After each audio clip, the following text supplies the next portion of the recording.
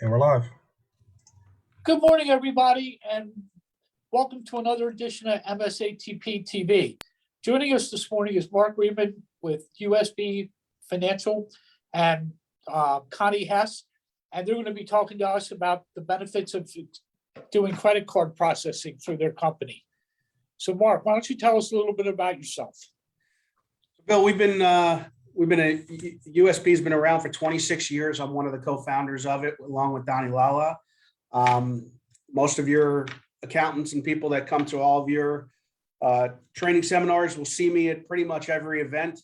We've been a corporate sponsor for many, many years. We're pretty much at every event from start to finish, and we sign up quite a lot of your accountants, and pretty much every one of them that signed up has been pretty happy and been referring clients to us. So we feel like if we can get in touch with more clients, get in front of more of them, we feel like we're going to make them happy. And that's what we're trying to do with basically what we do here and with all the new products and services that we're adding each and every day.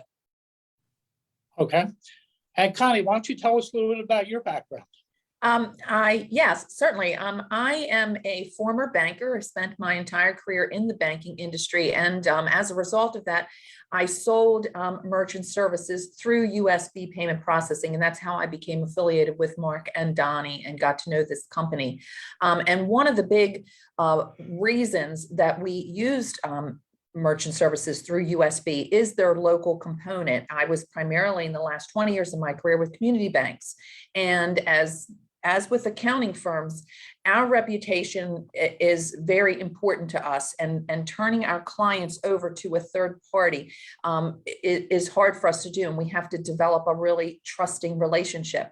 And I found that to be what I could expect from USB. And so we developed a relationship. I partnered with them, and all of my clients would do their processing through merchant services through Donnie and Marc.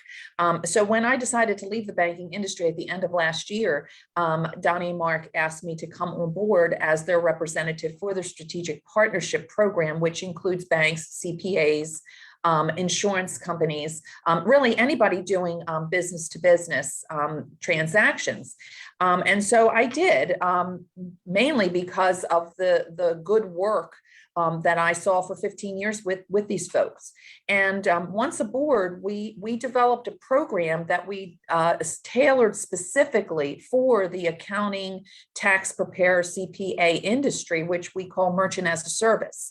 And what it does is it allows our CPAs that partner with us to offer a tool to their clients where an audit is done. Often can be annually, can be semi-annually, to see what kind of processing they're doing, to see if they are employing best practices in doing their credit card processing, because depending on how you process credit cards depends on the fees. And part of our program is to educate your clients on the best practices as it relates to credit card processing. So we provide that audit. We provide them with annual updates or semi-annual, however often the industry changes, we provide your clients with those changes. And often through that process, that audit process, we find that we can save them money by teaching them how to process properly in a more cost-effective way. And also our pricing can a lot of times help save them money as well. So that is our merchant as a service product. And what we do is we work with CPAs. We can work behind the scenes. So our tax preparers can offer it as a service on their website without doing any of the heavy lifting. We do all the work, and then we provide the accountant with the data, which they can present to their client, or a lot of our CPAs prefer for us to just do the work and deal directly with their clients, which we can do as well. And our program also offers up a thank you. We are a partnership. And so we like to refer clients that we have to our CPA partners when they need tax services. And we also provide our partners with an incentive for referring to us. We will pay for their credits, their continuing education credits through your organization. So we offer a lot of benefits to our partners in the CPA world, and hopefully it works as a really good partnership. Well, it sounds great. Is there anything new in the credit card processing industry that we should be aware of? There are some new products. One of them, we call it Net Zero.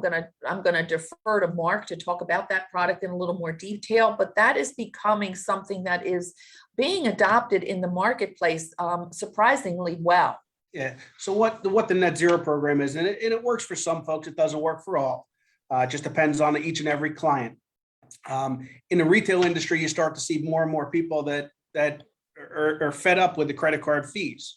And you'll see that sometimes you'll go to a restaurant or go to a store and they'll tell you when you go to pay, yeah, we charge 3% if you're using a credit card. Right. Which the reality is you can't do it that way, but there's ways to do it. We have a program called Net Zero where our actual terminals will determine based on the type of card whether you can or can't do it. Because when it's a Visa debit card, you cannot charge a fee on top of whatever the charge is. So if it's a $100 charge on a Visa debit card, you're not allowed to charge a fee legally by Visa MasterCard rules and regulations. If it's a regular credit card, a rewards card, a business card, or whatever, the terminal will determine that it is not a debit card and will automatically add a 3.5% fee billed to the customer, right? So now at the end of the month, when the merchant gets their bill, all their fees are covered by that 3.5%. So they pay nothing out of pocket unless they're taking debit cards, and then that debit card is at about a 1% rate. So they're normally where the merchant's getting a bill for $200, $300, $400, $500, depending on how much they process. In this Net Zero program, their bill is basically zero. So the fees are being paid by the customers coming in. Now, again, it works for some, it doesn't work for all. Some clients love it. Some clients say, well, I'm not going to be the first to do it, but once everyone's doing it, I'm on board. So everybody's got their own opinion on it, but it's got to be done correctly. It's got to be we give you the signage, and everything that has to go on the door and on the counter. We give you the terminal that has to actually read the card and determine whether that card is a debit card or a card that you can actually bill the 3.5%. And that's the right way to do it. That's the way the Visa MasterCard has legally allowed us to do it in all 50 states. But there are people that do it other ways that aren't following the rules and regulations. Our terminals follow the rules and regulations. So if someone wants to argue and say, I don't want to pay that, whatever, they don't have to physically buy from that customer, but they're doing it legally. So if they're reported to Visa MasterCard, they're not going to get in any kind of trouble. Right. Gotcha. And these are the kinds of things that we teach our clients that they may not be aware of. So that they are processing. And that's kind of the education component where we differentiate ourselves from other people in our industry. We do educate our clients. We do explain to them the rules with different programs that come out. So they are processing again, within the guidelines and the framework of the regulations and in the most cost-effective way. Yeah, Bill, you see me at the shows when I'm talking to merchants. I'll try and get as much information as how they're processing, what they're doing, what they want to do. And then I kind of educate them on, well, the way you're doing it isn't exactly the best way. I mean, some people have credit card numbers written down and they're in a file, they're in their drawer, and they're pulling them out each week to bill these customers. Not the right way to do it. It's not PCI compliant. We have ways to resolve those issues. So we try and make sure that every client, when we're done with them, has got a stack of options that they can look through and say, okay, I do it this way now. I know it's not PCI compliant or legal to do it that way. How can I fix that? And then we give them those options so they can pick and choose what they want to do. We'll educate them as best they can. Not everybody's going to choose everything we have, but they will. We will put them in the right space that creates the least amount of problems for them in the long run. And I wanted to, one of the other issues that always, as a banker, is always top of mind is customer service. Is always, how is my customer, if I turn my customer over to you, what is their client experience going to be? Because if something goes wrong as the bank, I'm going to hear that, right? Right. Well, our customer service Everything is handled in-house here locally. We do not outsource anything. We don't outsource tech support. We do not outsource our customer service. We do not outsource anything. So when one of our guys comes out and you meet them, that is your person. This is huge in our industry because it is not typical. Most merchant service providers in and around the Baltimore metro area are sales folks, and then you never see them again. The customer service is across the country, or you're dealing with a nationwide company that has 1-800 numbers. You can't get to them when you have a problem.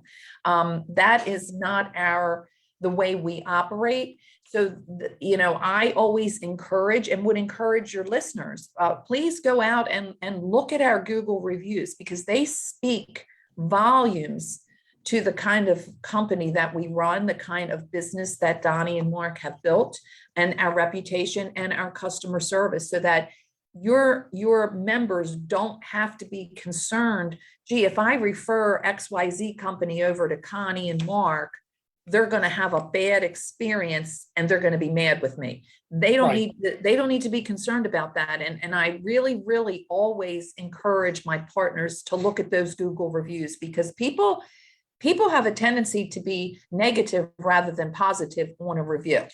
And if you see those Google reviews and see how people have responded to us and our customer service, I don't think that you would have concerns about referring your clients to us. And Bill, one of the things we've done here, and it's something that we kind of refuse to change. We've got a phone system here that we've had for probably 15 years in here. And could it be updated with one of the more modern internet phone systems? Yes. The reason we don't do that is because we don't use a phone tree. We don't use any kind of a call tree or a phone tree that where you have to call and try and figure out who you need to talk to. Our phones ring not only at the front desk, but they ring at about 12 other desks. So our whole motto of our customer support is, I don't want that phone to ring more than twice, ever. We have 8 to 10 lines that come in here all day long. I'll answer them at my desk. If I hear it ring more the second time, I'll grab it. Sometimes I get to it. Sometimes someone else has got to it before me. But it rings at 12 different desks. So whoever answers the call, someone's going to answer the call, find out what your problem is or what your issue is or what you need or how we can help you, and get you to the right person just about instantly. So you're not waiting. You're not waiting in a hold pattern and says, well, you've got 19 people to wait. Would you like to wait or call back? We don't do that here, and we never have. And that's, like I said, it's one of the reasons we haven't changed our phone system, because it allows us to do it this way as opposed to another way. Well, it certainly sounds like the kind of customer support that I would want for my business. So hopefully this message gets out to our accounting partners and members, and we can get some business over your way. And, Absolutely. I want to wish you all a happy holiday and a happy new year. And I hope you enjoy everything and good things coming your way. Bill, thank you very much. You. Thank you for having us as a corporate sponsor and allowing us to be at every show to have interaction with all of your clients and all of the accountants. I can't tell you how many we've signed up over the year, how many referrals we've gotten from clients. Every show that I'm at, I have people come up and say, hey, I referred this person. They love you. Thank you so much for taking care of them. That's what we live for that. That's exactly what we want to hear every single day. And if there's an issue, we want to take care of it as well. But sure. Again, we appreciate the opportunity to, and we'll be a corporate sponsor next year as well, just like we have been for pretty much about the last 10. And we just look forward to another year, hopefully a healthier new year. And hopefully next year at this time, we're all not looking at what's going on outside and we're all just enjoying ourselves. Right. I agree. And hopefully the COVID will go with the new year. That's what we're hoping for, Bill. That's what we're hoping for. Right. Thank you so much, Bill, and hope you have a wonderful holiday. All right, you too. You take care. Thank you very much for joining us today. Have a great holiday and New Year to all your accountants. Thanks. Take Bye, care, guys. Bill.